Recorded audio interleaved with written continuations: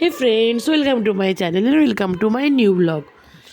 এই হচ্ছে ভোরবেলা, এটা প্রায় তখন 4টা বা 4:30 এরকম বাজছে, সেই টাইমের আকাশ।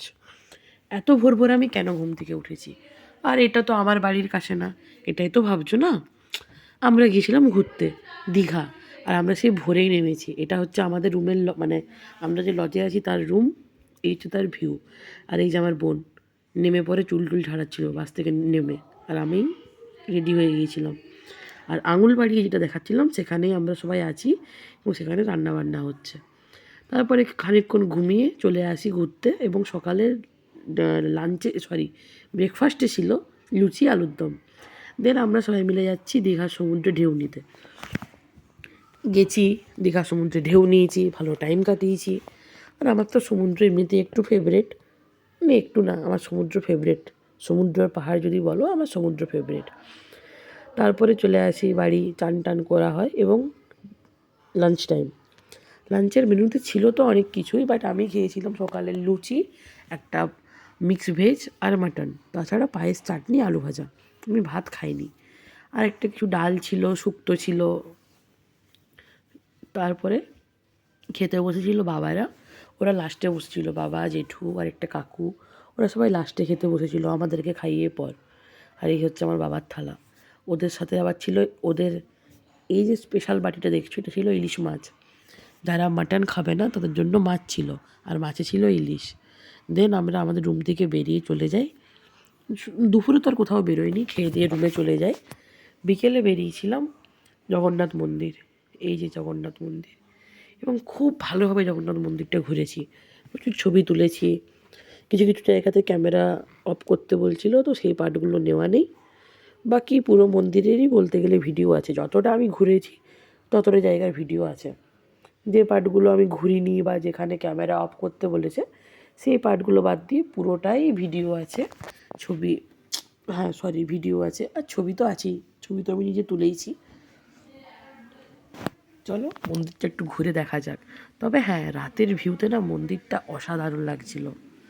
দেখো ভিউটা জাস্ট দারুণ না? রিয়েলিটিতে আরও ভালো লাগছিল। এই দেখো কি দারুণ একটা ভিউ। চলো মন্দিরটা একটু ঘোরা যাক।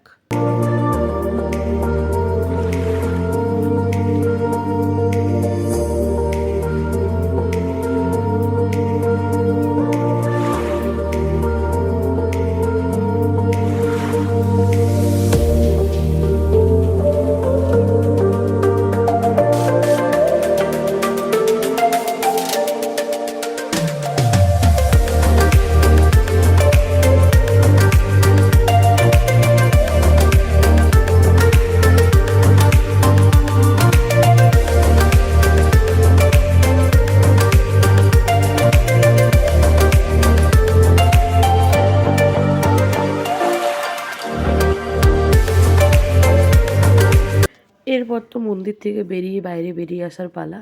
তার মাঝে আমি বোনকে বললাম যে একটু আমারও ভিডিও করে দিই, যে আমি একটু ক্যাট মারছিলাম, সাথে মা ছিল। বোন এটার ভিডিও করেছে যাতে আমাকে দেখতে পাওয়া যায় আর কি। দিয়ে ওখানে যে দোকানগুলো ছিল সেগুলো একটু দেখলাম, ভেতরে যদিও ঢুকিনি।